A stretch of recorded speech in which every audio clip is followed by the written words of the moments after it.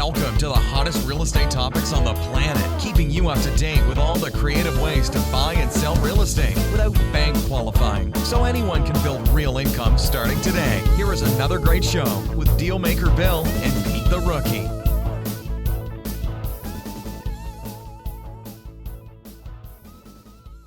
All right, here we are in another episode of Flipping Houses for Rookies.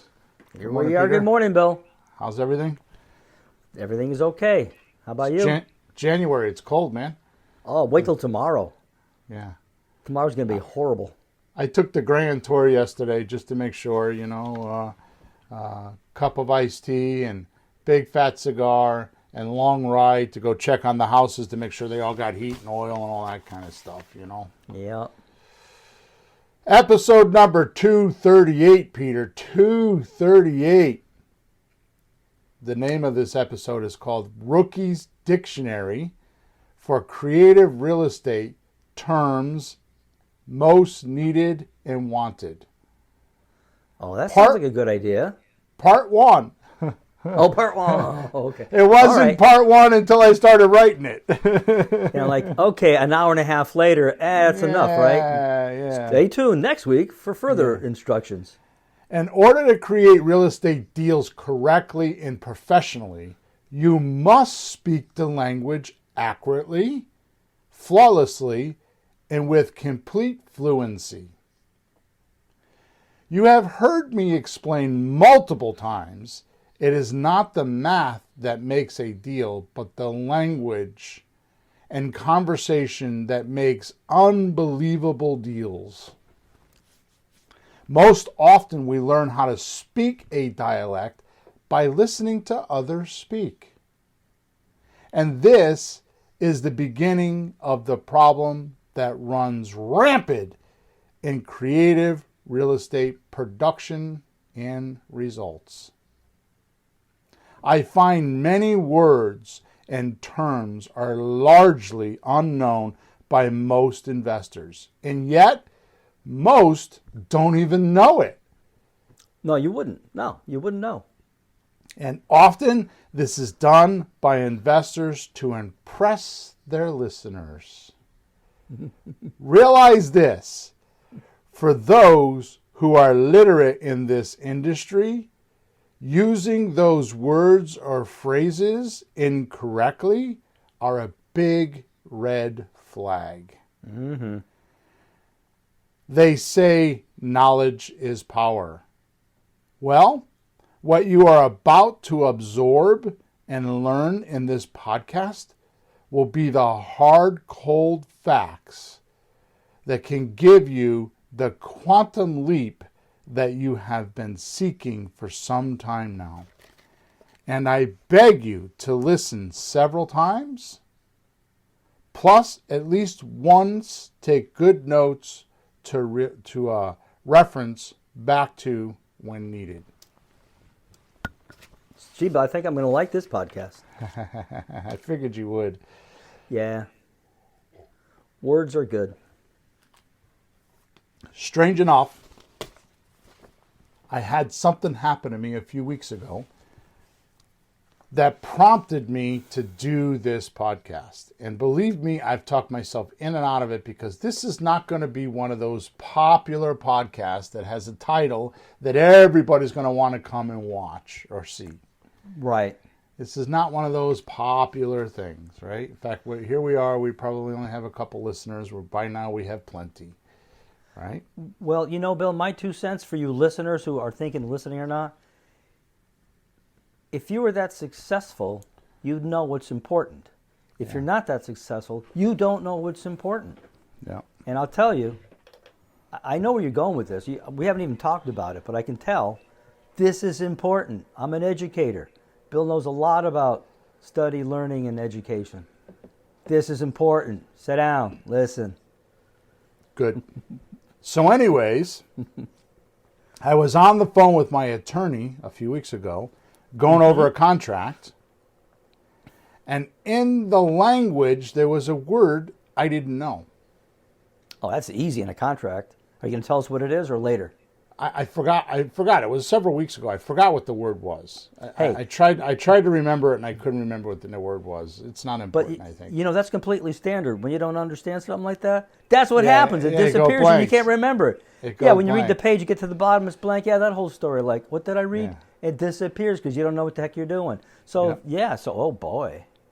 So I asked him to explain. Like, Yeah. tell me, what is that word? I never heard that before. Really? In a contract? I thought you'd seen all of these things. So to my demise, there was dead silence on the call. Oh, no, he didn't know either? His response was, it must have been language written before that I don't know. I don't know what it means. Wow. I'm thinking, what? Yeah.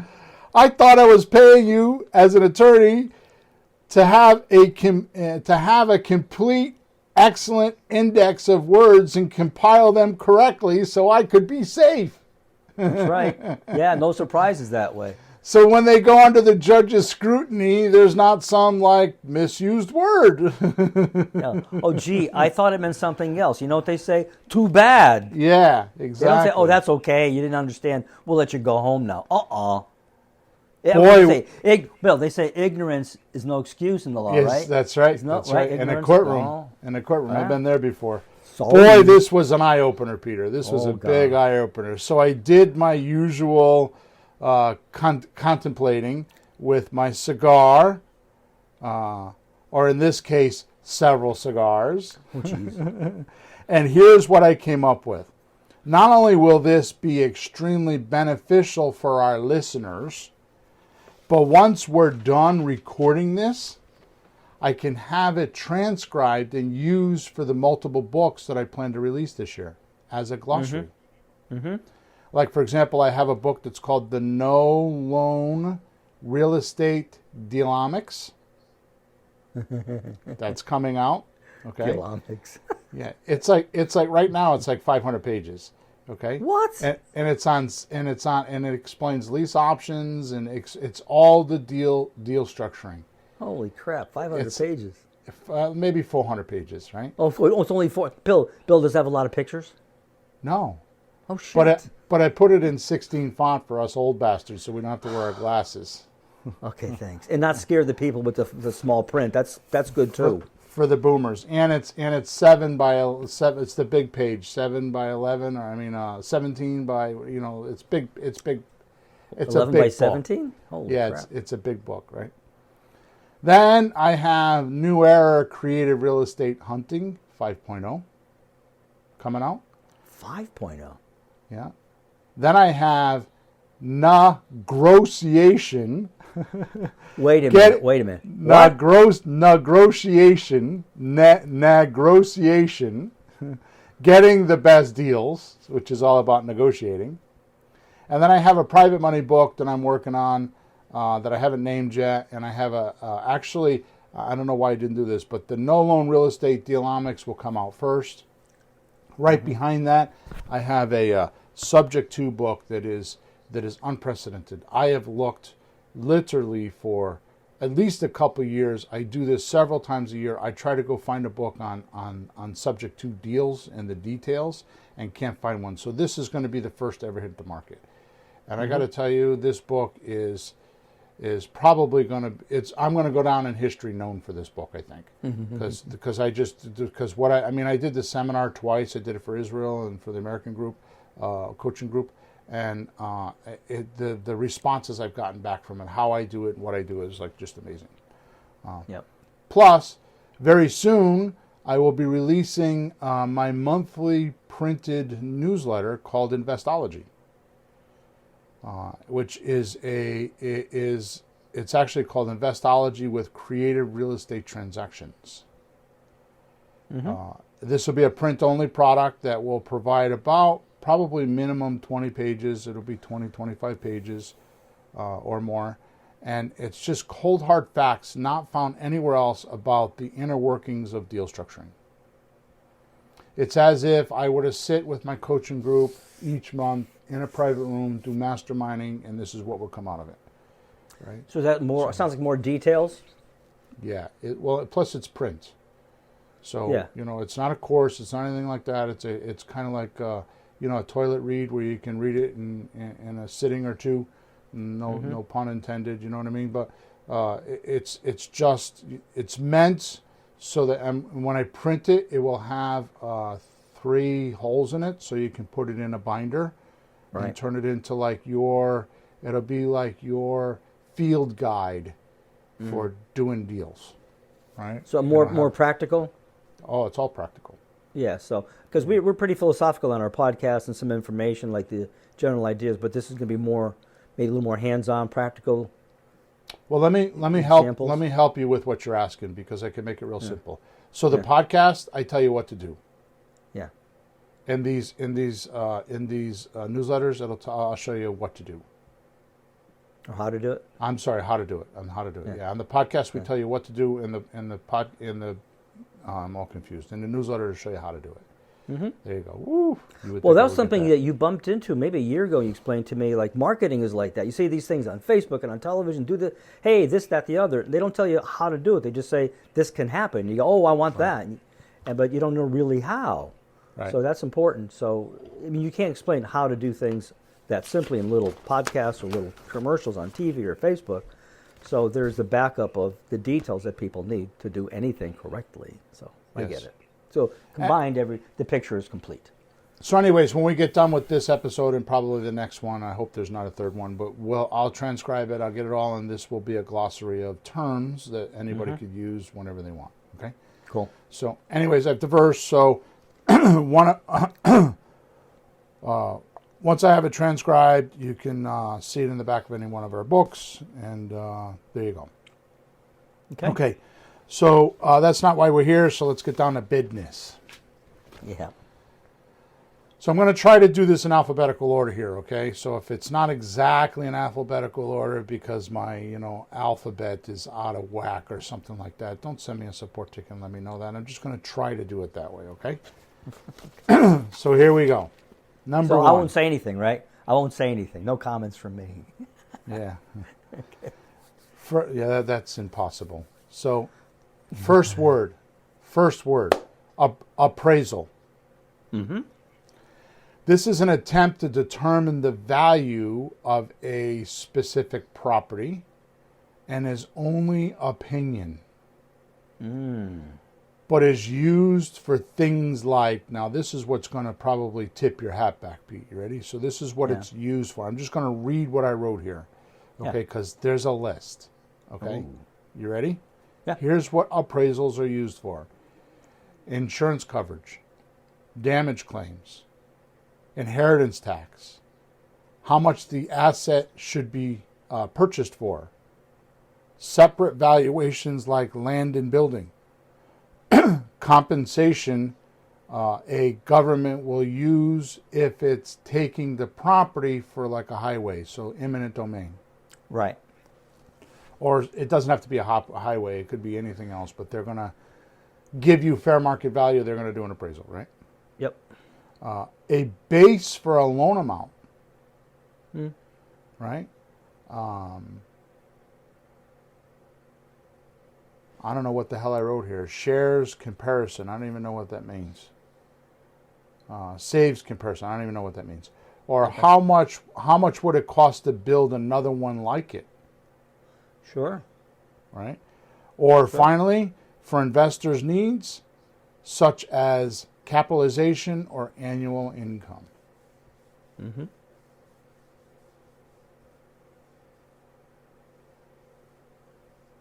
Oh, I got it. It was sales comparison. Sales right. comparison. Right. So I'm going to do that again. So it's insurance coverage, damage claims, inheritance tax, how much the assets should be purchased for, separate valuations like land and building, compensation a government will use if taking the property for a highway or some sort of eminent domain, a base for a loan amount, sales comparison, or how much it would cost to build another one like it, or finally, for investors' needs such as capitalization or annual income. I'm not sure I understand capitalization. is that like how much the property is increasing, how much capital is increasing? Can you explain that a little? I don't know that one. So the definition is going to be later, Yeah. but I will read it right now. Yeah, sometimes that happens. In the middle of one definition, like another word comes up. So I did capital gains. Yeah. You know what capital gains is? Yeah. So capital gains is this is essentially the profit that you make when you sell real estate. Mm-hmm. So that's what capitalization would be. Yeah, the increasing of the value of something. Okay, that's what I thought. I want to be sure. Let me look it up.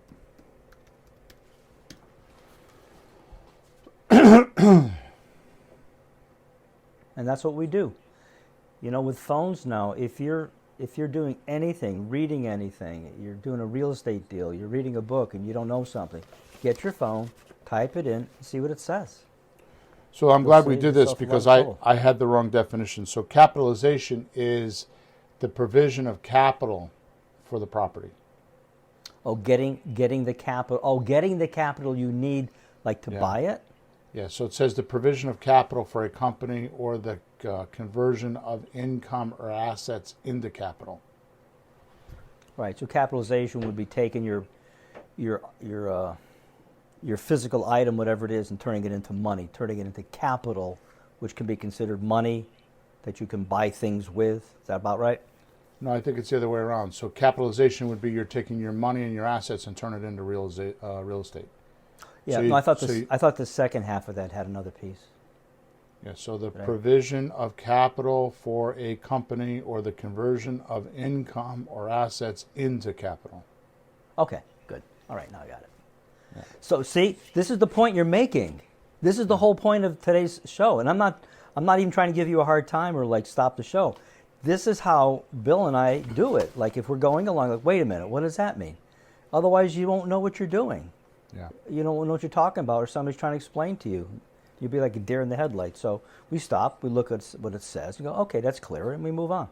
Yeah. So capitalization is taking usually cash or some asset and putting it into real estate and making that the new capital. Good. That's the new asset that you're acquiring, and the appraisal is the process to make sure that you're not over capitalizing. Yeah, you You're need to not know how much. overspending. Yeah, how much? Yeah. Yeah, how much is it? How much do I Yeah. need to put in? Right. Yeah, exactly. Like anything. How much was the bill for the food tonight? What's your share? You know, whatever. Okay, that's Right. good. That's good. Okay. Yeah. Good. Next word. Appreciation. This term is applied to the increase in value of the property from one time to another. Mm-hmm. Right? It is often referred to as the future value. Uh-huh. Right? So when you're comparing statistics, right? Suppose like the stock market compares statistics, right? Mm-hmm. What are they doing? They're comparing today's statistics to something that happened in the past. Right. So yesterday it was 3, the day before it was 5, the day before it was 7, right? And today it's 10. Yep. So a present time value or statistic is only as good as one in the past. Right. It's a comparison, right? Yeah, so it's something that actually happened, right? It was a end product or end goal of something. It resulted in a tangible, physical, countable number, Yep. right? That's a statistic. So what this does is what that said, the term is applied to the increase in value of the property from one time to another. Mm-hmm. So, today it might be worth 100,000, but 3 years ago it might have been worth 150, and 10 years before that it might have been worth 20. Right. So, appreciation is the opposite of depreciation, which is the same definition. Instead of it having an increase in value, it's got a decrease in value. Right. Depreciation does, right? Sure. So what you're looking at is in present time, what is the valuation of it compared to the past? Right. And that's the appreciation, which of course, appreciation in the value is also connected to how much profit you're going to make or not make. Yep. Yeah. Right? Yep. Which I'm going to go over that in a couple of minutes. Make sense? Sure. Here's one. This is probably one of the most confused words in the vocabulary, I think. Yeah. Yeah, arm's length transaction. Oh, yeah. Arm's length transaction. Yeah. This I have, term, I have a general idea, but it's a legal thing. You got to get it right, huh? yeah, this term is used to mean to have no collusion involved. Mm-hmm. Right? Collusion involved. Maybe I should look up the word collusion. You Yeah, know that's what a that loaded means? word. Yeah, we hear too much of that. Well, it reminds me of something like if you want to buy stocks and you're trying to figure which one is really going to be good, you're not supposed to find out from somebody on the inside who knows something's coming up and they tip you off, because you'd be like dealing with somebody on the inside getting tips that's no one else has, and that's not fair. So you're colluding, we have collusion with somebody, you're kind of conspiring to make a deal that you shouldn't know about. Right. And you have an unfair advantage. Right, exactly. So the definition is a secret or illegal cooperation or conspiracy, especially in order to cheat or deceive others. So can you give a simple, short example of how somebody would do that? If you give me a minute, yeah. So this term is used to mean to have no collusion involved in the transaction.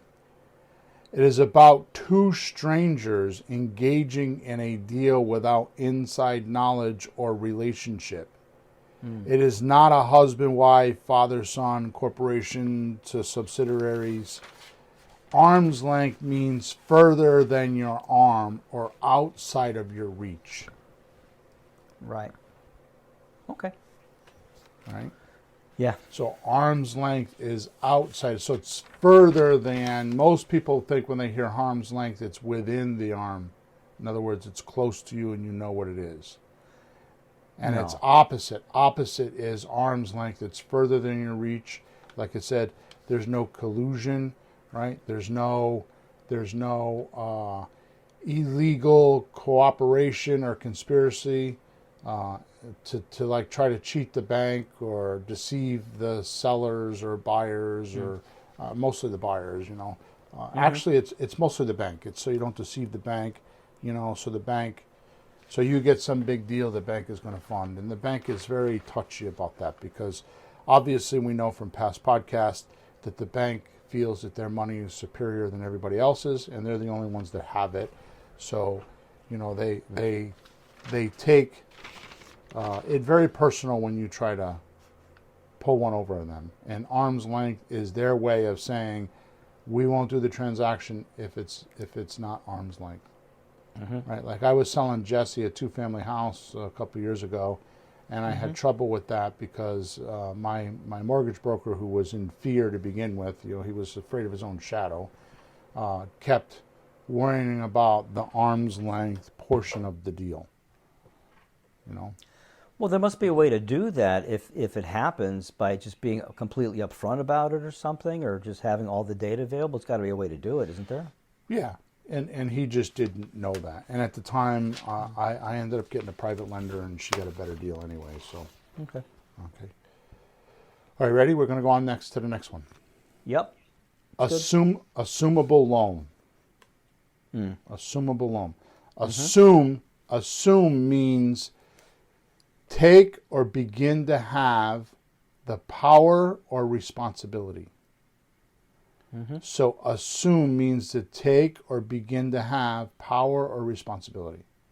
Right. Or as I say, accept. So you're going to accept it. Yeah. You're going to accept the power. You're going to accept the responsibility, right? Now here's the interesting that people don't get. Most FHA and VA loans are usually assumable by the underlying terms with the proper approval process. So you can assume a VA loan or FHA loan if you apply and qualify. Oh. And so many people don't know that's true. Right? Yeah. Now, here's what's interesting, Peter.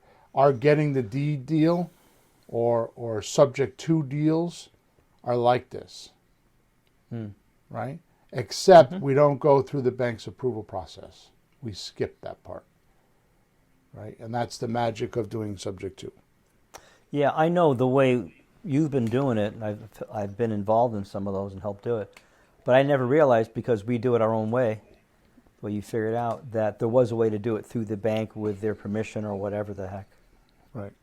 So if you go to flippinghousesforrookies.com, right on the front page, there's a course that I offer for free, right? That you should definitely go get, because it should really be charged for. But I've been doing it for so long that I prefer people understand it. So it's called Creative Real Estate Deal Making 101. I'll give that to you again. Creative Real Estate Deal Making 101. It's right on the front page. It's to the left of the pretty girl holding money. All you have to do is put your name and email address in there.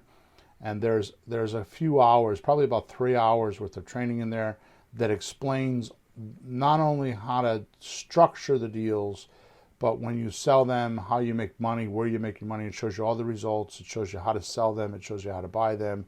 It shows you how to do all that. By the way, this is the people portion. I'm sorry, this is the mathematical portion of the deal structuring. It's not the people portion. Okay? Yep.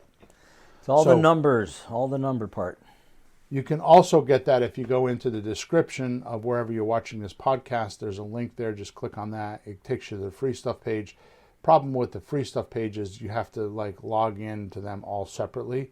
So if you're looking to just get right to the chase and want to learn what subject to is, just click on the link inside your description of wherever you found this podcast or this recording, and there's a link in there, and you can click on that, and it'll take you right to the free stuff page, which has over 25 different documents and videos and checklists and scripts and all kinds of stuff there. But if you do that, you scroll all the way down to the bottom of the page, there's a video there that says getting the deed or subject to, and you can watch it there.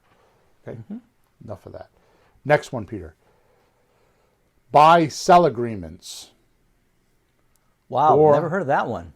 Buy-sell agreements or purchase and sales agreement is what we call it a lot. It depends on which part of the country you're in.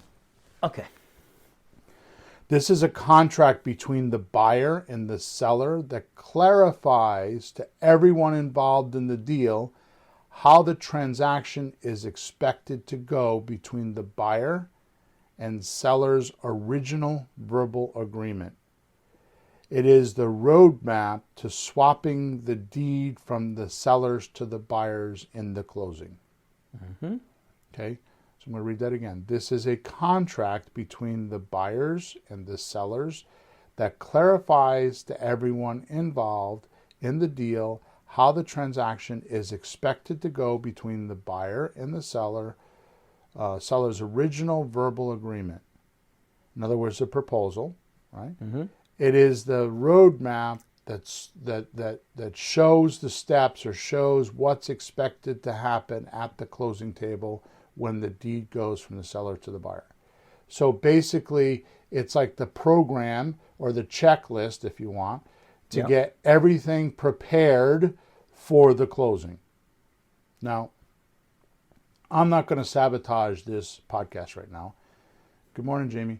I'm not going to sabotage this podcast right now.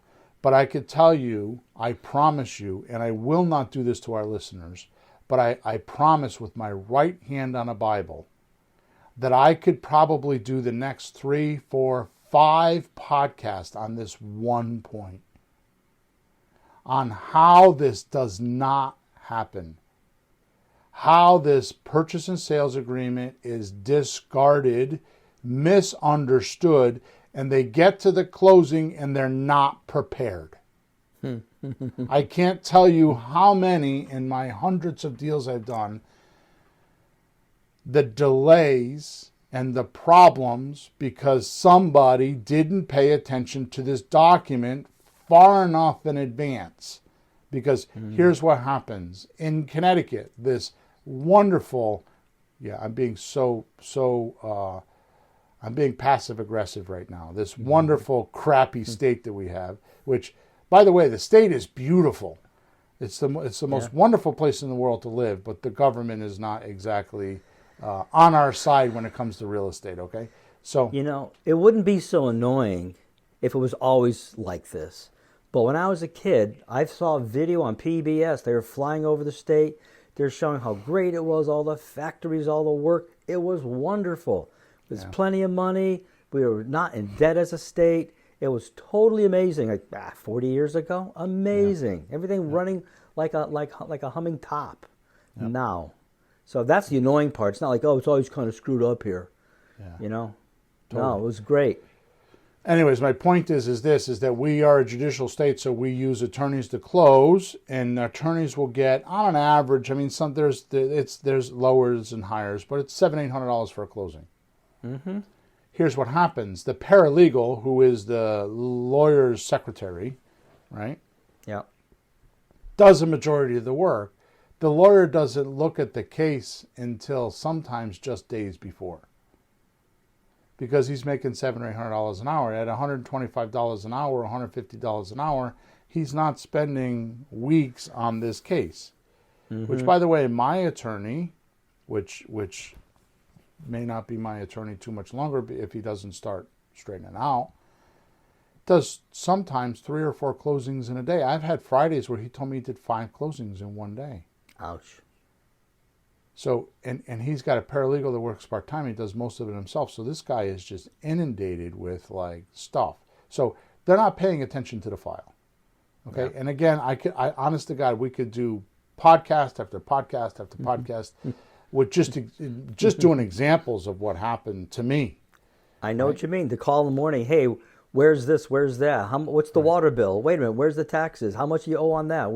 Oh yeah, the morning of. Sure.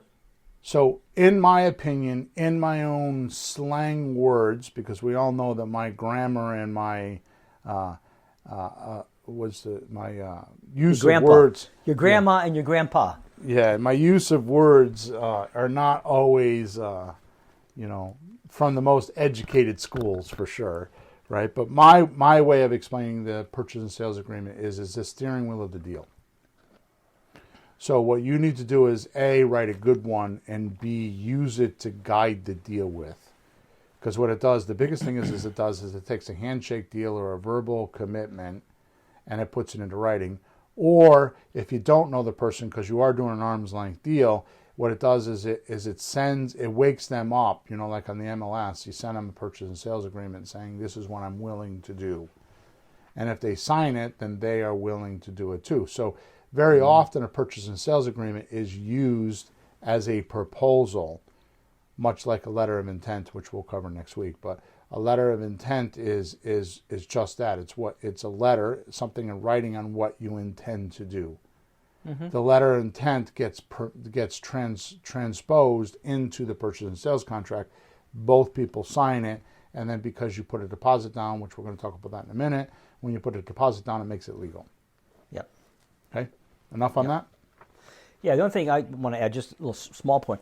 When I first saw purchase and sales, it confused me a little bit because I had never seen something that was both. It's always, I'm buying something, I have a purchase, or I'm selling something, I have a sale. But in this case, it actually says how it's being purchased and sold. So one person is selling it, one person is purchasing it. So they're both in there, just in case it seems funny. Because it wasn't like an obvious thing to me. It just seemed a little odd. Just kind of weird, but that's what it is. One guy's selling, one guy's buying, so they're both in there, the purchase and the sale. It's the conclusion of both parties. Right, and we don't usually do those. We do one or the other, so this is both happening, and the contract covers both sides of that. And I finally go, okay, that's why they call it that. Weird point, but you see it, you don't use it until you use it. Until you use it, it's not as realistic. But that's fine, that's my 2 cents. Okay? So just to give you an idea, how this is used. I have a coaching client that told me the other day, which I think is extremely genius.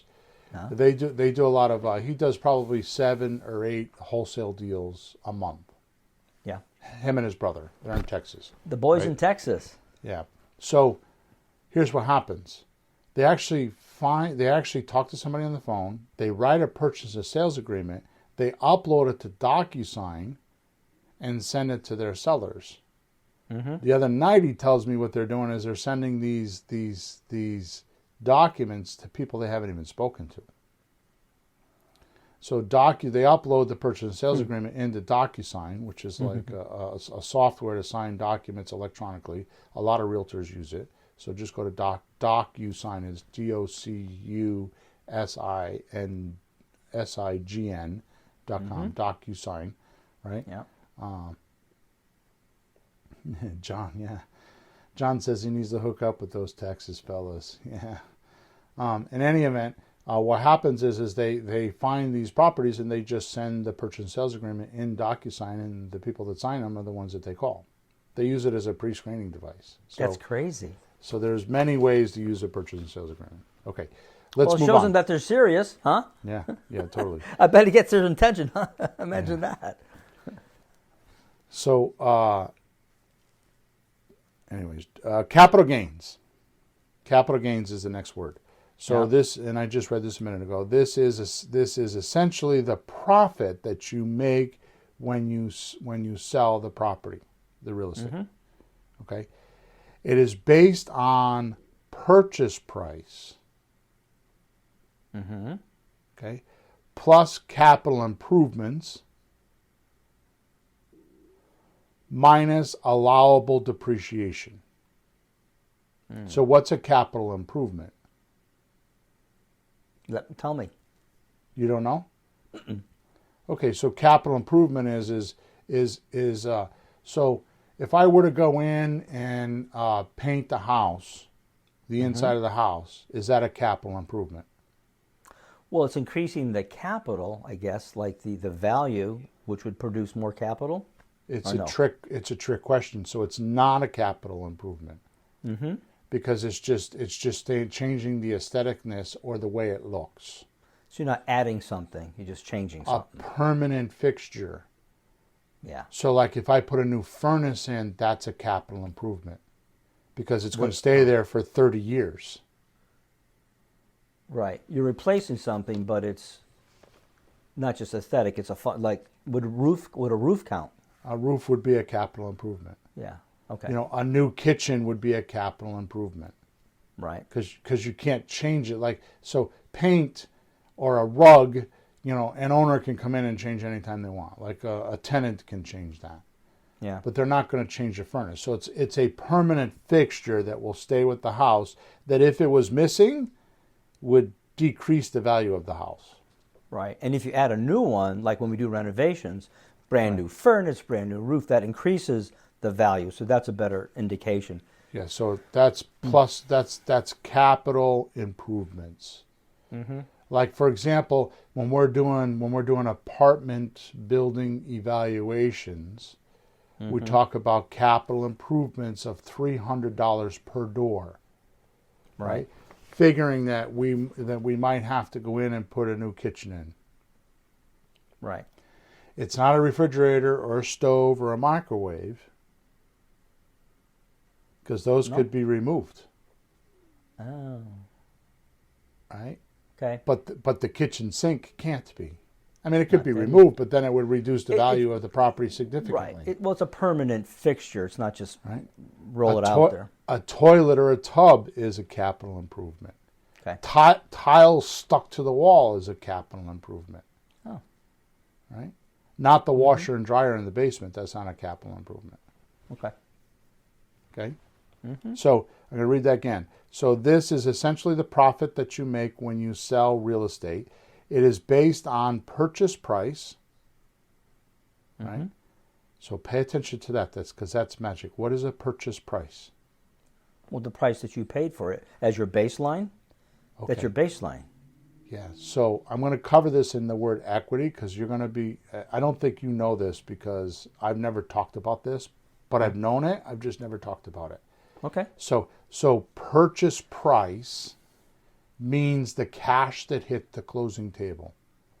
It's not an evaluation. It's not an appraisal. It's not anything. It's the actual money that hit the closing table. Yeah. It's the real value. It's not an appraisal. It's not equity. It's not any of that stuff. It's No, what it's really worth. That's all because- theoretical. You can say whatever you want, but show me the cash, right? Right. So let me read that again. So it is based on purchase price plus capital improvements minus allowable depreciation. That's capital gains.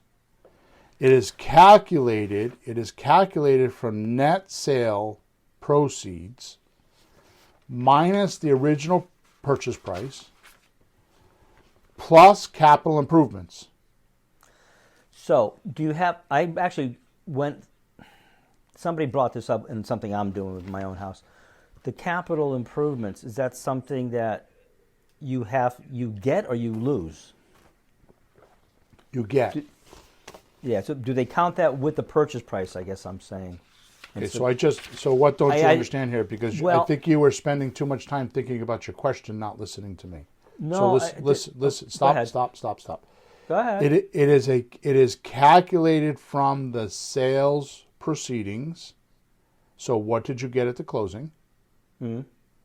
Minus the original purchase price. Plus capital improvements. So you're adding that. That's Right. what I wasn't sure. So That's you're adding that. That's what plus means, yeah. Yeah, minus Okay. plus. Okay. The remaining portion is your capital gains caused by the reduction in the basis of the depreciation as an expense deducted against the income. So, this is a tough one, and I worried about when I wrote that having to explain this. So you pay $50,000 for a house. Yep. You spend $25,000 in capital improvement. 70,000.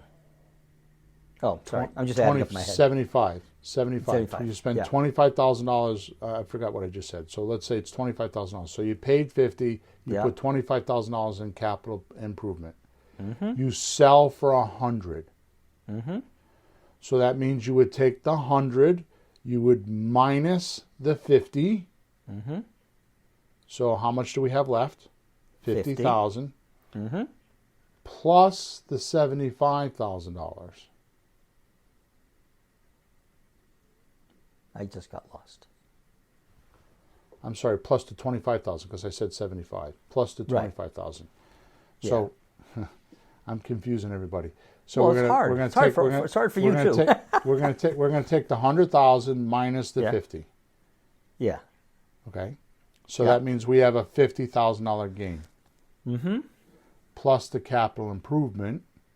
Now it's 75,000. That's our gain. Okay. Something about that doesn't seem fair. Well, think of it this way: if you had the $25,000 in your bank, it's an asset, right? So you have to pay taxes on your assets, don't you? Yeah. So you're just taking it from the bank and putting it into the property. It's still an asset. Oh, I know it. Wait. So wouldn't you add the 25,000 capital gains to the $25,000 profit and come up with 50? I don't know, Peter. Because you shouldn't add it to the 50. You're right. Oh my God. Yeah, because I feel like, wait Here a I minute. am supposed to be teaching everybody, and I don't even know myself. Hey, So Bill, that's my job. Between the two of us, we're almost a whole person. We figure it out. That's what I tell my wife all the time. If we work hard. So let's do this again. So it is calculated from the net sales proceeds minus the original purchase price plus capital improvements. Yeah. Yes, you're right. Okay. That would But seem the more po- fair. So the you pay point- on 25,000 then. Right. Yes. Okay. That's what I was trying to say. Yeah. So Okay. if you had $100,000, you minus the 50 that you paid for it, plus you add the 25 to that 50 that you paid for it. That's why it's confusing. Okay, I got it. Yeah. So you have 25 left. Right. And you pay taxes on that? Taxes it on is? the 25 unless you've had the property for some time and had depreciation on it. Right. That's the final piece. So you can't have depreciation and a tax gain at the same time. You can't take it twice. So let's say you made $5,000 in depreciation gain the year before because you've owned it for 15 months. Yeah. So that $25,000 would be $25,000 worth of profit, and you can't then take the depreciation again. You can't take it twice. Okay. So you would add the depreciation portion back in, and it would be taxed. Yeah, I went over this the other day briefly with my lawyer about my own house that I'm selling. That's where it came up. That's the first time the whole idea of like doing all that math. But I'm glad I have him to do that for me when push comes to shove, in my accountant to come up with the best numbers possible, because they do okay in the end. That's why we hire those guys. So I apologize for confusing everybody, because I was doing it in my head instead on paper, and that's the first mistake. So hopefully you got that. If not, send me a support ticket. Go to flippinghousesforrookies.com. Top right-hand side, there's a support ticket. Just send me a support ticket. But I apologize for the confusion. Next word, or next term, is cash on cash return. Now, I'm just going to read it because this is extremely important to everybody listening or reading this right now. Most think ROI, return on investment, is the holy grail. But the truth is, cash on cash return outweighs return on investment a lot. Okay? This is where you calculate the relationship between the property's cash flow against the initial capital investment. This percentage is the real return on most deals. Yeah. Okay, so when I get to the word equity, this is going to make a lot of sense, because there's two types of equity. There's cash equity and there's investor equity, but I'm going to explain that in a minute. Sure. So what I'm saying here is that one thing that I learned the hard way after buying $1.8 million worth of real estate, and actually not buying, holding $1.8 million worth of real estate, and having barely $2,000 a month in cash flow, what happened is I was equity stupid. I was buying these properties thinking that equity meant something. Okay, equity's on paper, isn't it? Equity. It's not money in your pocket. It's on paper. Equity is an idea. Promise to appear. Yeah, it's a maybe. Promise to appear. So when you need to fix something, or you need cash flow, or you need money, equity can't be spent. Right. By the way, equity is slow money. Right? So equity is, I have to put the house on the market and it takes you 6 months to sell it. You know, that's slow money. Yep. Cash flow is fast money. Yeah. So for example, in my family, with me and my wife, I'm happy with cash flow, but I'm happy if I see that I'm building equity, so someday I'll have a chunk of money. The wife, she's a bookkeeper, goes, "Where's the cash? Where's the cash?" Yeah. No, honey, we only bought it for no money down. And look, we have $30,000 equity in that property. It didn't cost us a dime. She goes, "Where's the cash? Where's the cash?" It'll show up, honey. In a year or two, when we need it, cha-ching, and we'll have $50,000. She goes, "How about today?" Hang on, sweetheart. A little patience. And then we go do some cash deals as well, and cash flow deals. But, you know, it's not money in your hand right now. So I'm going to tell you the story that you just told everybody is the biggest problem in the real estate business. And this is no disrespect to you, Peter, but you are money motivated. You want money now. You think that money now, chunks of dough, is the solution. And I'm here to tell you that that's wrong. No, I'm not saying that. If you listen, what I said was, between my wife and I like having the equity there, but I like having cash flow now. I like actually having a little bit of all of it. You know, I don't want just one or just the other. I'll take a little bit of each. So that's recent, but the first couple of years that we were working together, all you wanted was $20,000, $30,000, $40,000. I got to pay off my debt. That's all you kept telling me. Yeah. Right? It was just a short-term problem at the time. Yeah. But some people are in that boat. They're just up Schitt's Creek. Sorry, and their kind of attention is there. But if you look at the big picture and just do everything and just do what you can, everything works out. So basically, the reason why most people are attracted to real estate is because you can work once and get paid multiple times. Mm-hmm. There's not too many industries that can do that. So this, ladies and gentlemen, is the exact reason why simplicity is the sword that can go through 50 feet of steel. Because it's truth. Truth goes through the truth. The sword of truth goes through 50 feet of steel. Much like that, what is it, Excalibur, where the guy pulls the knife, pulls the sword out of the stone, right? Yep. When you have this magic, you can do that. And the problem with it is that when you hear things that I'm about to say, they seem too simple, and you discard them because you're thinking that's not powerful enough.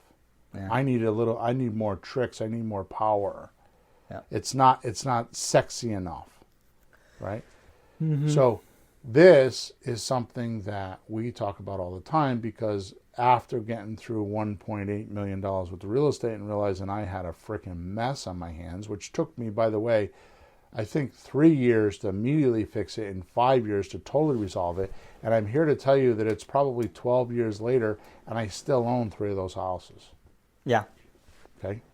That was back in 2008, years and years ago, right? Back then? It was before then. It was up to 2008. 2008 is when I started depleting them. We had 26 houses at the time and we started depleting them. Yeah. Right. So here's my point. Money now, money monthly, money later. Mm-hmm.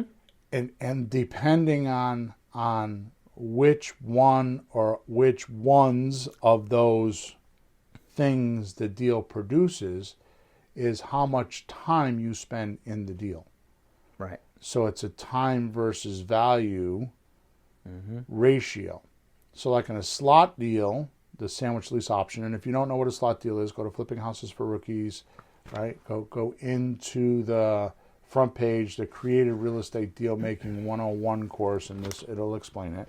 But a slot deal is a sandwich lease option transfer. So you go find a lease option from a seller and you transfer it to your buyer. You don't stay in the deal. The buyer pays the sellers. You just get a fee for doing it.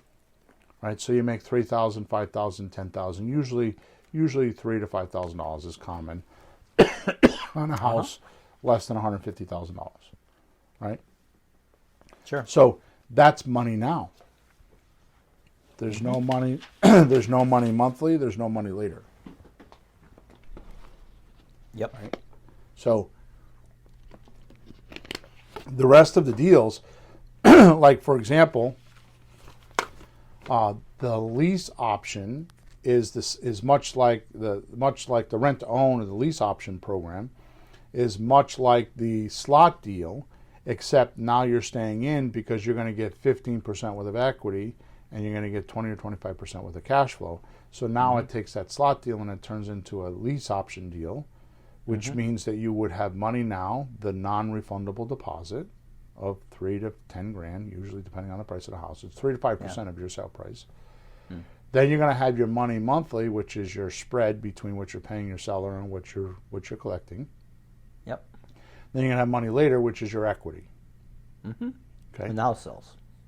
So I want to go back to money now doesn't always have to be non-refundable deposit. When I buy my flips or when I buy houses subject to or I do owner financing, like for example, one of the things that a lot of people are afraid of is when they're doing owner financing, and I'm way off topic here, but when we're doing owner financing, right, the seller might ask for a deposit and people are like, oh, well, you know what? The thing to do is if they want a deposit, you have to reduce their monthly payments so that you can afford to go find somebody with an IRA, a retirement plan or something that will lend you money and you can pay them monthly. Now, here's an interesting thing. Money now, just to show you the creativeness of it, right? Suppose they want $10,000 down and suppose you borrowed $15,000. You would have $5,000 of money now, right? Sure. So where a lot of people like, duck from they got to give the seller a deposit. It's actually a profit center if you do it correctly. Right, because the difference between a $10,000 and a $15,000 payment is not that much money. It won't kill the deal, especially if you figure $15,000 and you make the seller take less money to cover the $15,000. Then you got a pretty good deal. Yep. Right. Well, one of the things I learned from you is if something comes up that seems to be a problem or a deterrent, not exactly what you want, if you look at it a few different ways, you come up with a way to benefit from it or monetize it or find a way to make it work. So, I mean, who's not happy the way you just explained it? You got some money, the seller got some money, and the lender's got some money. So if you're just clever and use some of your ideas, it's okay. Just come up with a solution. So basically what I do is I take the seller's initiative or their end goal and I reverse engineer it. That's basically what I do. Okay. You just find a creative way. The point find a creative way to do it. Right. So the point is cash on cash return is how much cash have you put into the deal. Right. So often we put $100 into a deal, so our cash on cash return is infinite.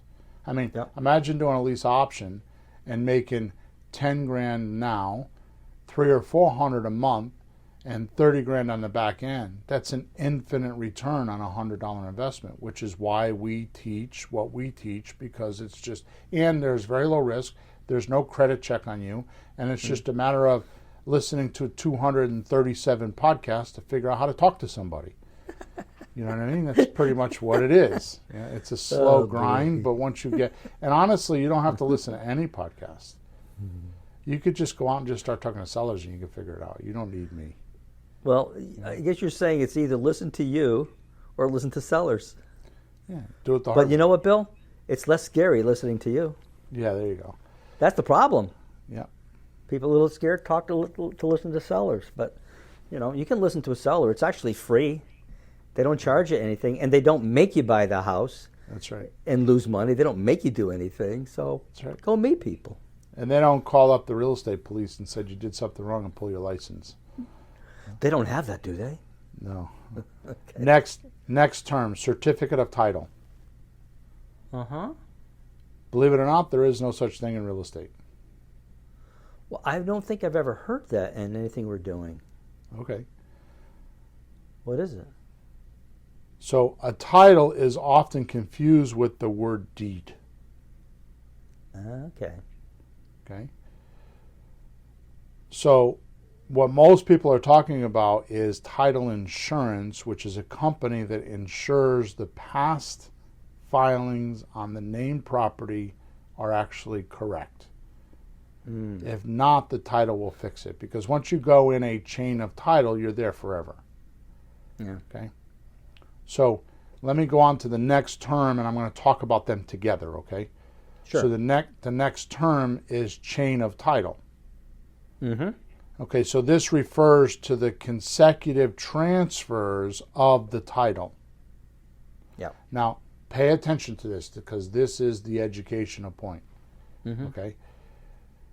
A deed owns the property. A deed owns the property. The title is the right to own the deed. See, that makes a little sense because title, does that refer to your name as your title? Well, like I preach in many other places, there's only 4 entities that can own a piece of real estate. That's a person's name, a business like a LLC, a S corporation, C corporation. Third one is a partnership, and the fourth one is a trust. Those are all titles. Right. Those are all titles that own or control the deed. A chain of title keeps track of who those rights were given to and when. Okay, so when you say a certificate of title, there isn't one, but there is a title or the rights to own the deed. Yeah. That's the title. So when you're saying title insurance, you're insuring who had the rights when. And if there is a problem during the filing of, like, suppose I owned a property for a year and I had title to the property. In other words, I had the deed in my possession and it said that Bill Hawthorne owned this property. So the title is Bill Hawthorne owned this property. I had the rights to have I had the rights to legally hold the deed. Right. 10 years from now, they find out that my attorney made a mistake when he did the filing. No, that doesn't happen. Yeah. So now it's 10 years later. I've sold the property. I no longer have the rights. I no longer have the deed. I'm not in control anymore. But the confusion happened during my rights period. So the person that found it is going to demand by law that I fix it. So I'd have to go pay my attorney, I'd have to go find the attorney, or I have to pay some, and it becomes my problem. Yeah. Because it happened under my watch. So what title insurance does is it buys insurance so that if that does happen, you call your title insurance company and they go fix it, because that's what you paid the insurance for. Yep. Does that make sense? Absolutely. It's a very confusing area. So people use that term, though, sometimes? Certificate of title? Yeah. Yeah. Okay. I just haven't run into it. I have no title insurance, but if I hear it, I know now not to, I know what it is and what it isn't. So, Peter, I have bad news for you. Just because you haven't heard of it doesn't mean that it doesn't exist. You pompous SOB, you. In my world, it doesn't. You pompous SOB, you. All right, let's move on. Yeah. Clear title. Yeah. There really is no such thing there either. Right? It means the title insurance company has searched the public records and have concluded that they believe that it affect the ownership of that seller will be cleared up once the buyer takes possession. So let me do that again, because you're giving me a puzzled look. So it means the title insurance company has done a search on public records. And it's going to insure the title, because does an insurance company want to take on risk? No. So they're looking at, oh, this is a piece of cake. We're going to charge, $800-900 for this title insurance, and we're never going to have to do anything because we searched the title and couldn't find anything. Yeah.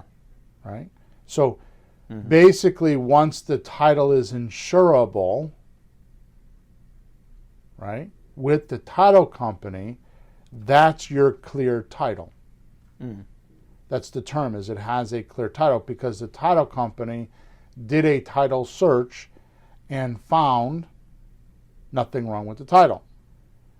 Now, let's be very clear here, because we're going to cover this next week. We also because the title company is doing that. Now here's something that's very clever. The title insurance company has to put title insurance on the title if you're going to buy it. So they go do a search and see how much liability, preferably none, they have. Yeah. Because they want to make big bucks. Well, because they do that search and because they're a big company and they have a lot of resources, we use that search to make sure there's not a problem. So when we say we're going to do a title search, it's really done for the insurance company, but we use it as a subsidiary to figure out if there's problems with this deed. Sure. Now hear me loudly, because I'm on the top of the tallest building in your town yelling as loud as I can right now. These are deals I want. I want deals that cannot be insured by the title company. Personally, if you run across one, please send me a support ticket, and you'll either do the deal yourself and pay me to fix it, or give me the deal and I'll pay you a commission. I want those deals. And being arrogant myself, here's the reason why. I have so much experience with that stuff that I've taken $200,000 houses and paid $27,000 for them because there's title problems, and made $93,000. And I can attest to that. So for some reason, the way my mind works, which I'm not going to go there, I take that on as a challenge and prefer to have those deals, because here's what happens with those properties. The seller can't fix it, the attorney can't fix it, the title insurance company can't fix it. And often it's not that they can't fix it, it's that they won't put the group of people together. There's not a common denominator of all the communication to gather the data so that it could be accumulated correctly and actually see the solution. Because the lawyer's not going to, because they don't have, they're just charging fees. Nobody has the vested interest of making the property a profit center, except you. Yeah. So often it's being a private eye and asking questions and getting the right data so that you can pinpoint how to fix the problem. Because there's always a solution for a title. You can't have a piece of property that has a problem with the title and it lasts forever. It just can't. No, the house can't sit there, but you can't even knock it down. Right. You have to do that, and it's true, folks. Also, the price because of that, the price of the house comes down because it's a problem. Problems need to be solved, and you get paid to solve problems. And that's where my specialty shines the most, is fixing title problems. So when I see title problems, man, I stick to that deal like glue. Yep. I am all over that deal because I am telling you, I just always figure it out. I've never had one not been figured out. Yep, can be done. The only one we have is the one that you have in right around the corner from you, where we actually have a company that bought a package of loans, and they don't know they own the property, and that's the only one that I've had so far. Which by the way, what did I tell you we should do? There was a second kind of mortgage. I forgot the name of it. Yeah. There was a kind of a mortgage. Yeah. That you take on it. That if anything happens, they have to notify you because you have a lien on it. You have to find out so you can at least be in the loop. So right? It's a house we can't figure out who owns the deed. So we can put a second mortgage on it for $1, right? That says that if any activity happens on this title, they have to notify us and let us know and give us the right to buy out the first mortgage or the liens. Yep. And I actually just called the town. The town doesn't even know who owns it.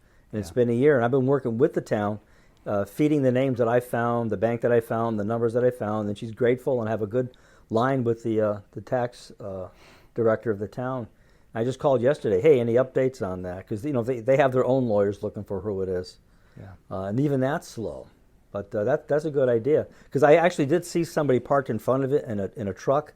I don't know if it was the house before, the house after. Looked like some guy looking at it for some reason, as if somebody was checking into it. So it would be good to have that, because if that was something, we would have found out. Yeah. So we'll talk about that later, I suppose. It's the lost house. All right, let's move on. Let's move on. Closing cost. Okay. So when a property changes hands or is sold to another, there are these fees. Yeah. So you have realtor fees or marketing fees. So if you're going to sell for sale by owner, you may not use a realtor, but you're going to need to have marketing fees. Right? There's negotiating percentages, because not everybody pays full asking price. There's repair or inspection costs, usually to satisfy the buyer after an inspection, or a bank after inspection, because a bank is not going to loan money on a house that doesn't have heat. Right. Legal fees, conveyance tax, which is the city and the town, the city and the state each charge usually about 0.5%. Yep. And it's really, you ever go to a car dealership and buy a car, and they say that there's dock fees and they're $400? It's the same thing. Now, I owned a car dealership for 27 years. It was great so if I sold 30 cars a month and I made $500 per car, how much is that? It's $15,000 of me just using it to pay my staff to do the paperwork. Yeah. It's a profit center, right? So convenience tax, title insurance, surveys, that kind of stuff. So let me do it again. So it's realtor fees or marketing, negotiating percentage, repair or inspection costs, legal fees, conveyance tax, title insurance, surveys, planning and zoning, any of that kind of stuff is considered closing costs. Mm-hmm. Cool. So I'm not quite sure. John is saying the problems are their lists, realtors, attorneys, etc. to seek out. Not sure what he's talking about. I'll have to explain. All right, let's move on. Counter offer. Okay. Buyer makes an initial offer to seller. So who makes the offer, Pete? The buyer. Why? Because he's trying to buy the property. He's interested and wants to give a proposal. Right, and the seller probably has a price, they usually do, and he's not just going to pay that, so he makes another offer of something less usually. You're going like this, you're shaking your head. No. Why are you doing that? You're confusing everything. So that don't listen to what Peter just said, because I don't Peter, know what he just said. Peter, just listen. The seller doesn't have to have a price. He doesn't have to have any number at all for you to make an offer. Right. An offer is technically what the buyer is willing and wants to pay for a house. And it's not always the price. Sometimes it's terms. Oh, right. Right? It's not always just the price. Sometimes it's price. Usually when we negotiate, it's price, the payments, and the time it takes for us to pay it. Sure. And or a deposit if they require one. Right? So the buyer makes initial offer to seller, and then seller counters that by saying, I'm not willing to accept that. I need this much to sell. Right? But it has to be initiated by a counter offer has to be initiated by the buyer. Is that what you were saying before? Yeah. Yeah, skip the other part, but the buyer puts in an offer. Yeah. Well, So like basically, like your friends in what Texas, they're just sending offers, right? What's that? Like your friends in Texas, the boys in Texas, they're just sending offers. Yeah. So the point that I want to make sure you don't listen to Pete about, and it's not no disrespect for you, is the seller doesn't have to have a price. Yeah. The offer does not need a price. So the buyer proposes, hey, I'm willing to do this, and then the seller says, no, but I'll do this. And that's the counter offer. Okay. Yep. So you got to be careful with that because it starts like midway through. Okay. Yeah. All right. Here we go. You ready? Sure. Deed in lieu of foreclosure. I've seen that, but I have no idea. Go ahead. That's why we're doing this Deed? podcast, right? Yeah, I've seen it, but deed? When a buyer defaults on a loan, okay, if there is no equity or profit for the buyer to realize, in other words, get, the lender can do a deed in lieu of. And the in lieu of means instead of a foreclosure. Okay, so hear this out, and we'll cover this, I'm sure, next week. Foreclosure is the lender suing for the deed back when there's equity or profit for the buyer in the property. So if you're the lender, Peter, and I own a piece of property and I owe $75,000, but it's worth $100,000, because you're the lender, you could strong arm me or steal the house so you can go make the $25,000 profit. All you have to do is say, hey, listen, you get a check in the mail and throw it in the garbage and say, I never received a check, now you're late. And I'm going to foreclose. I mean, that's being facetious, but it could happen. Sure. And the reason why you're doing that is because you want to steal the property from me and grab the equity and go sell it. Right? Yeah. So if there is a profit in the house, or even thought to be a profit in the house, you have to go to foreclosure court. That's the definition of foreclosure, is going to the court. And the judge has to look at all the data and say, I've had enough opportunity to realize my profit. And that you, Mr. Lender, can now take this property back with the profit. So there's a legal procedure to make sure you do not steal my equity. Right? that is a foreclosure proceeding. Does that make sense? Yeah. So it's got to be fair, so the money guy doesn't steal the paupers or the little guy or the middle class's money, their profit. Right. Right. So what happens is if there is not any equity in a house, or it's worth less than what it's worth. Let's say it's worth 100,000 and I owe 120. Yeah. The bank can say, I'll do a deed in lieu of. In other words, I could deed the bank the house back and totally shortcut the foreclosure process. Right. Okay. Does that make sense? Sure. Okay, good. Due on sale clause is the next term. Oh boy. Due on sale clause. Now we all hear about this, especially when it comes to subject to deals.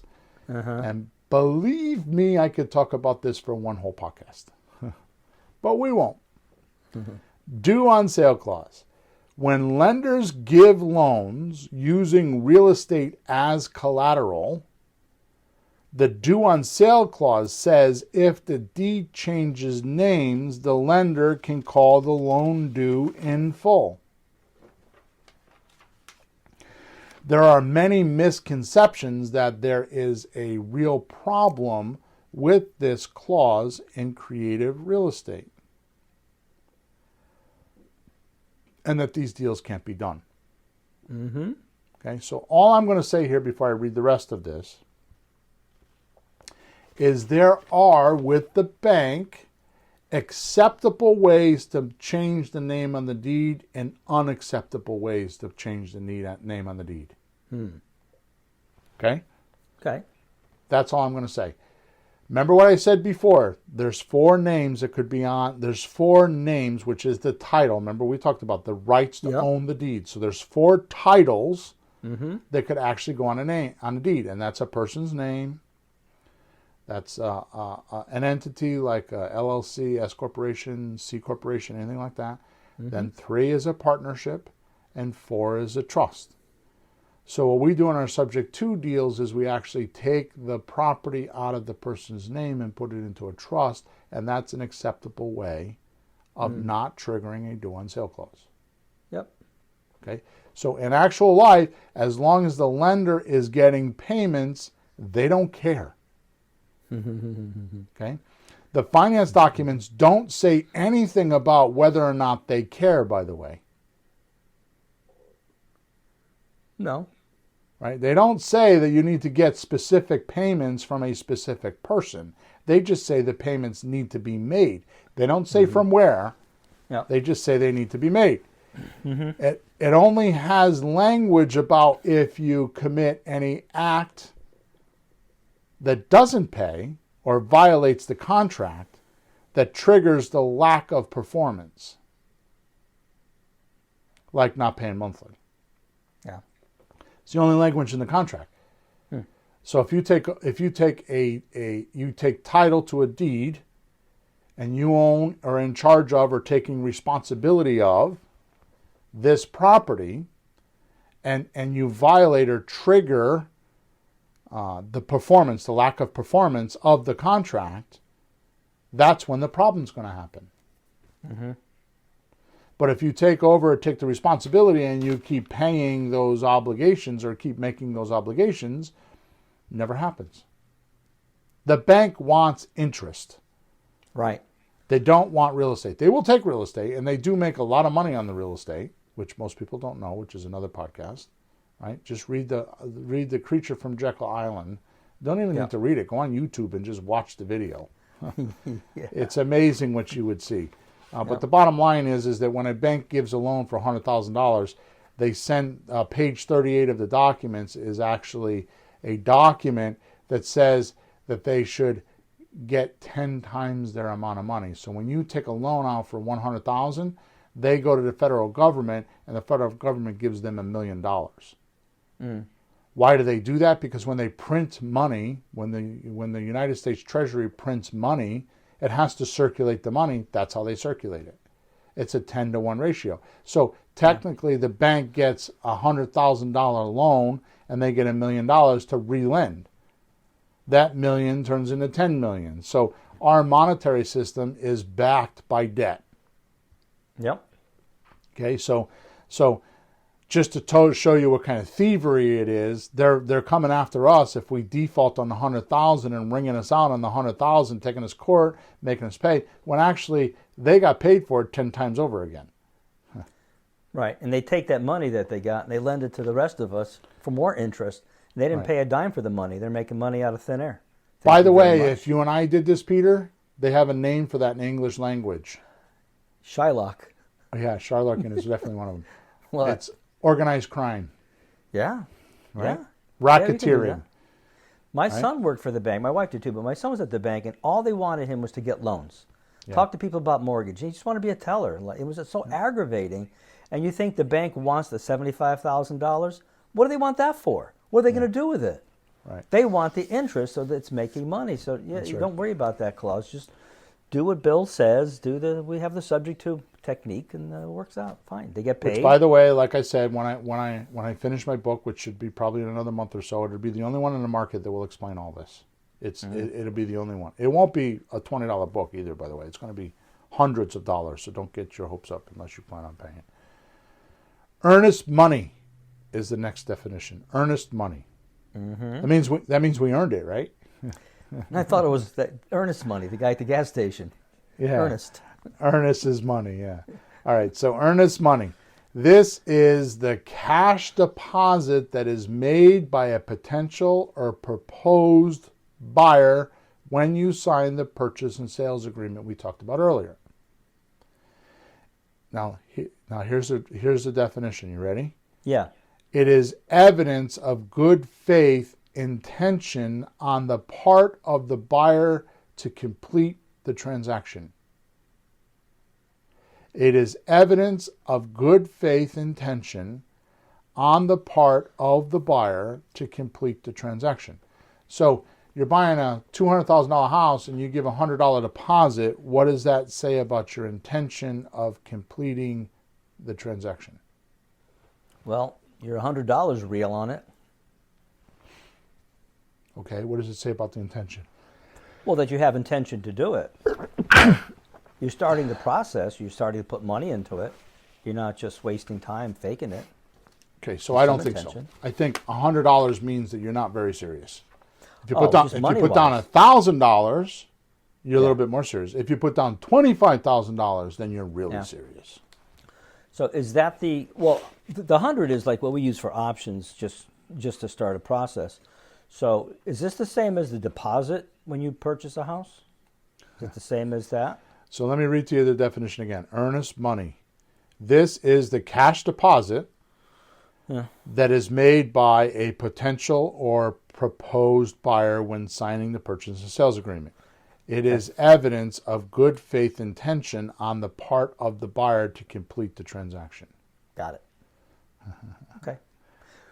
What happens is we don't call it that when you and I talk, and I don't even know what it says on the contract because you do most of that stuff. So that line on the contract, I don't know if it says deposit or earnest money. Because we don't call it that. Desiree says, boo, you sneeze because you're allergic to bullshit. Thank you, Desiree. Desiree, didn't I tell you we would go have lunch sometime? I canceled that. All right, so my point is this, like in the apartment building business, there's like standards, like not standards, but rule of thumb. Like, for example, I would never put a contract in on a house, a purchase sales contract on a house without less than $1,000 deposit. Yep. It's just customary. Yep. With the apartment buildings or commercial, it's usually 1% of the sale. Yep. So like we're buying a six family for $377,000, we would put down $3,700.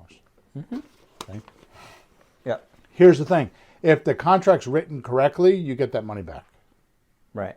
You don't lose it unless you do stupid things. And which, by the way, that's called the money going hard. That one I remember.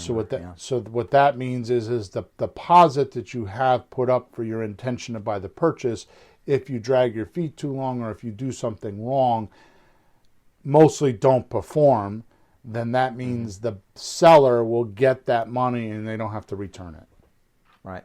for tying them up and wasting their time. Right?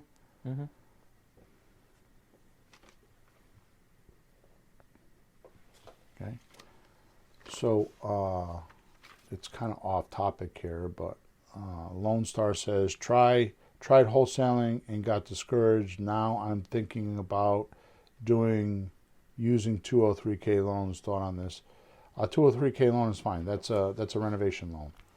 So my daughter has done those. If the only thing with that Lone Star is, if you're going to do 203 loans, you're going to have to live in the properties.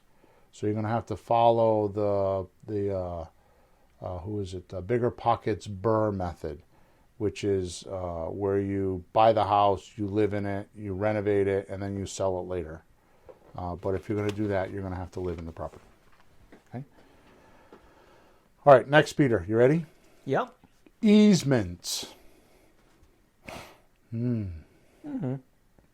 This is a major source of misunderstanding about real estate. An easement is the legal right of one party to travel across the property of another party. It is usually where the owner of the property grants the right to another to use a portion of his land or property. Okay, so this most common happens when you have a house and it's got land behind it. And you want to put a building lot back there. They want to build a house behind you because there's 2 acres back there. Yeah. So you'll have to grant the buyer in the back an easement so they can put a driveway in and drive across your property and get to their property. Okay? Yeah. Has a lot to do with not only the rights of who. So if you get into some, what was the big fight down west with the hillbillies? What was that called? Oh, the McCoys and the McCoys and the Haskells. I forget. Yeah. There was 2 families that were fighting. The McCoys and somebody else. Yeah. The Hatfields. The McCoys and the Hatfields. The McCoys and the Hatfields. Thank you. So they fight for years over something stupid like this. Yeah. Right. That's why it's put in legal. It's posted on the deed. Yeah. Right. So it follows the deed wherever it goes. So if you made that easement in 1909 and 2009, it's still going to be there. And every person that acquired that deed or had the title to that deed would honor that easement. Okay. Because it becomes part of the title, which then brings us to the next term, which is encroachment. And this is different than an easement because here's an actual structure on your property that crosses over the legal property line of another. So, of course, it's always an adjacent property. So back in the day, the farmer would put up a barn and think his property line is a certain place when it's not, and then find out after he's built the barn that he's like 10 feet over or 100 feet over his property line, and it's on somebody else's property. So you would think that you would have to make that person take that barn down. Well, you can make a deal with him. Often it's, sometimes you'll say to the guy, give me 10 grand and you can have an encroachment. And what you do is you bring an attorney in to write an encroachment on the deed, and you file it on the deed saying that you are satisfied with that person doing that. Whether you got paid for it or whether something else happened, who knows what the deal is that you made, but you allowed it. Right. So you're telling the farmer he doesn't need to take his barn down. Now, can an easement or an encroachment be changed? Yes, but I've not seen it done easily. So if there's a new owner, then it could be changed, but there's a whole process on how to do that, and that's done with planning and zoning. A lot of hearings, a lot of surveys, and actually an engineer is the one that will tell you whether you can do that or not. which I have used in the past. They cost $2,000-3,000. They come in, they survey the land, and they tell you based on the city's laws or the town's laws what you can and can't do. Sure. Okay. Am I being too dry? Am I What's the doing next okay? one? Yeah, it's okay. Well, these are, so here's the thing. These are important. If you buy a piece of property, I remember we had a piece of property, we looked in back, and it looked like there was a whole lot in back and a street back there. We're thinking, boy, if we can buy this one, we can sell that lot or build something on it or get a builder to build something. But we needed something else to get to it, an easement, and it was a bit of a mess. So you have to know these things if you run into these kind of situations, whether it's dry or not. It's money, it's work. It isn't like, TV shows here. It isn't look at the pretty pink house I just made. These are important. Let me make that simple for you. That example you were talking about, the guy was asking a higher number for the house because he was telling us there was building lots in the back. Mm-hmm.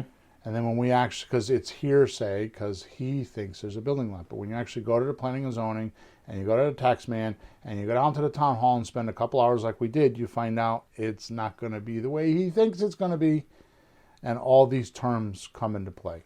Yeah, so that's important. This is business. This isn't. I don't care if it's sexy or not. It's important. And because of us, he was able to sell that property a different way because we educated him on our dime because we didn't buy it. Yeah. All right. Next word is equity. Here we go. Okay. Believe it or not, there are two ways to use this term. So there's investment equity or cash equity, like I mentioned earlier. Investment equity is the difference between the full market value. You with me? Yeah. Of said property and what is owned on the property. So full market value is what the said amount is. That's the appraised amount. Mm-hmm. That's what it should be worth. It could be worth. It might be worth. Remember when we talked about appraisal, we said opinion, right? It's an opinion, exactly. Cash equity is what we have left from the closing table once we sell the property, right? And the money's brought to the closing table.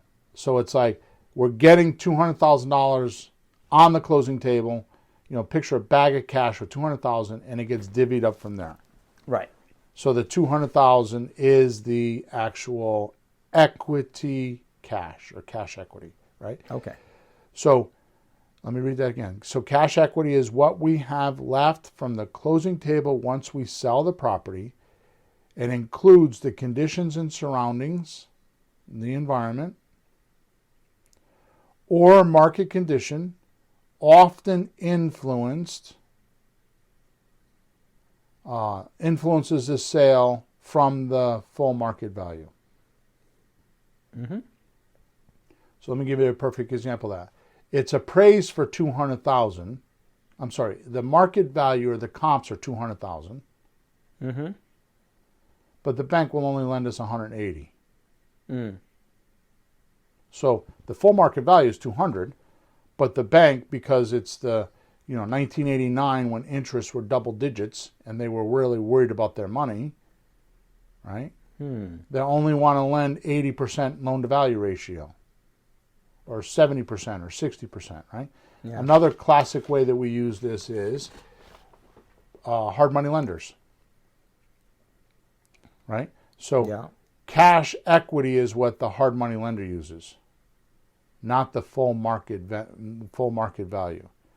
So full market value is also what we call ARV, after renovated value. Right. So full market value is similar to ARV. Mm-hmm. Right? So there's two types of equity. There's investment equity and there's cash equity. So equity is the amount of money that's left from the closing table after you pay all the bills and everything that's owed on the property. It's actually the profit. Right. Equity in any other business is called profit. In real estate, it's called equity. Mm-hmm. Right? Right. Is that good? We good?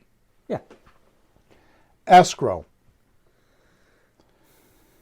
This is the process, this is the process in which we have multiple parties involved in a transaction. The escrow part means there is a third party that has their hand in the deal, or you hand off the documents to them, right? The money to them, right? Etc., to execute the agreed upon action set forth by the multiple parties, already set in the deal. An escrow agent just follows instructions provided from the escrow agreement. So you're the seller, I'm the buyer. You're worried about me making payments, especially on a subject to deal. We could have an escrow company come in. That's a third party, puts their hands in on the deal. We write up an agreement between you, the seller, and me, the buyer, saying this is what I'm going to do. I give that document to the escrow company, and they manage that document. So I pay the third-party escrow company, and the escrow company then pays you, pays the insurance, pays the taxes. They have no personal, usually no personal interest in the deal other than their fee. So it's a safe way to make sure the money's going to get paid. So a lot of times where you'll hear this saying is, your mortgage payment is in escrow, the taxes and the insurance. So you pay your mortgage company, they're the bank, they want principal and interest, they don't want the tax money. So they don't want that money in their checkbook messing them up, because every time they go to check their balance in their checkbook, they're going to be like, well, how much is taxes and insurance? We got to deduct that from all of our borrowers. So what they do is they set up an escrow company. So when you pay them, a certain portion of that payment goes into the insurance escrow, and a certain amount of that goes into the tax escrow. So when you take over a mortgage, or when you have a mortgage, you have an escrow account that accumulates the taxes and the insurance. The money just sits there. So now at the end of the year, when the taxes are due, they take the money out of that escrow account and they pay the taxes because it was set aside. It's like a reserve account, right? Or they take the insurance and they set it aside. You can also do that on our creative deals, especially if you have a seller that's worried about you paying. You tell them we can get an escrow company. Cool. Okay? That's easy. We got one more, and then we're going to get out of here because we're 6 minutes over 90 minutes. So Okay. Eviction. This is the legal action by which a tenant is forced to vacate the premises of the named property. Right? The tenant has rights, so a landlord cannot make a tenant to leave for any old reason because he's feeling discontent. Okay? Sometimes tenants are in compliance, and landlords will try to create inhabitable conditions like shutting off the water or the utilities or the electric or the gas, changing door locks, etc. I mean, I've heard landlords tell me that all the time, right? This is called a constructive eviction, and they're illegal. Yeah, that doesn't sound kosher. Yeah. So evictions are again in court. The reason why is to make sure that the landlord is not trying to manipulate the renter or overpower him or overpower them with his money or her money.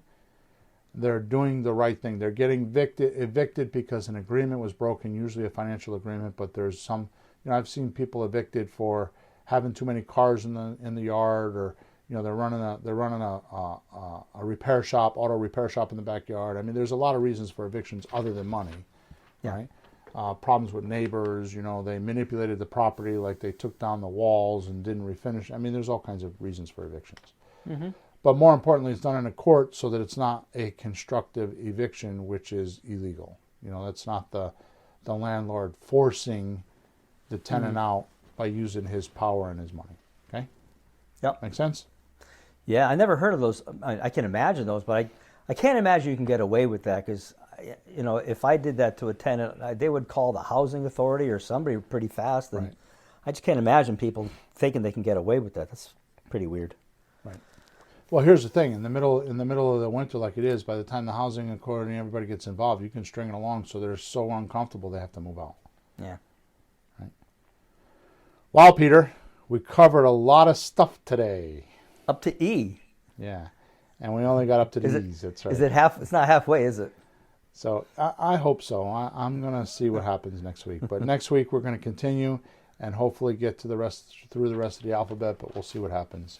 I hope the listeners enjoyed this. I hope you enjoyed this. It seems a little dry, but I think once we're all done, and like I said, I get it transcribed, it'll be a nice piece of work because, I mean, just like what happened. I mean, it happened to me. There was a couple words in there I didn't even know. We had to look up. You know, I mean, we had to go after, you know, what is collusion. I knew what that meant, but you know, and some other words there we had to look up.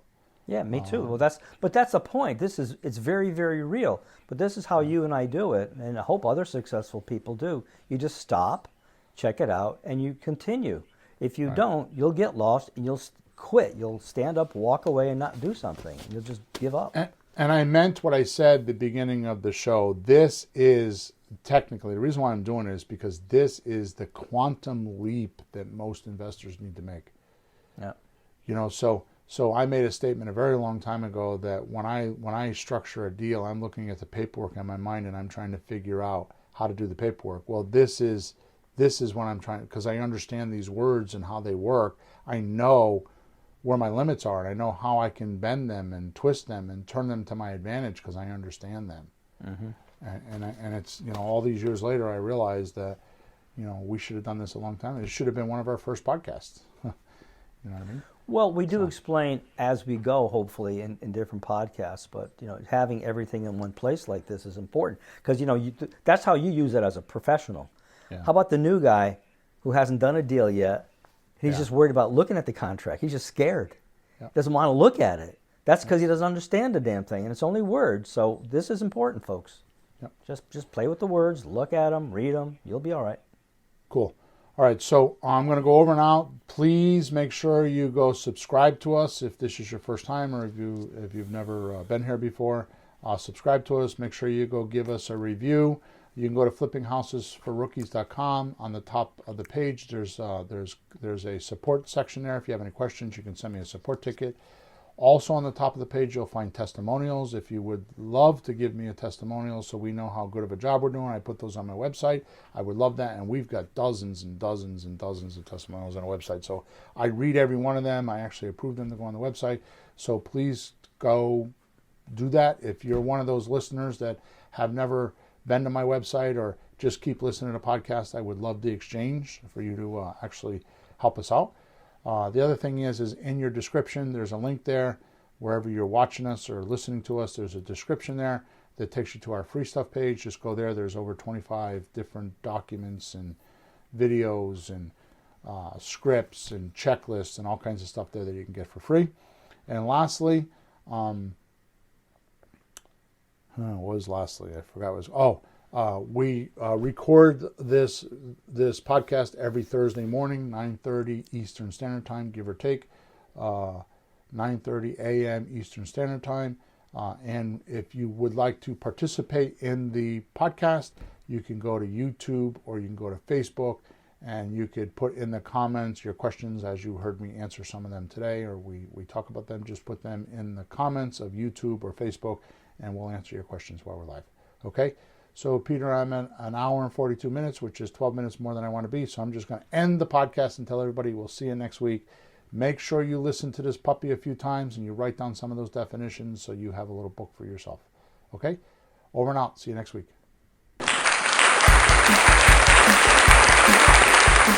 Thanks for tuning in to the hottest real estate topics on the planet with Bill and Pete. If you want to continue learning how to buy and sell real estate without money or credit, head over to flippinghouses.club for some cutting-edge real estate wealth tools. Or contact us at info@flippinghouses.club.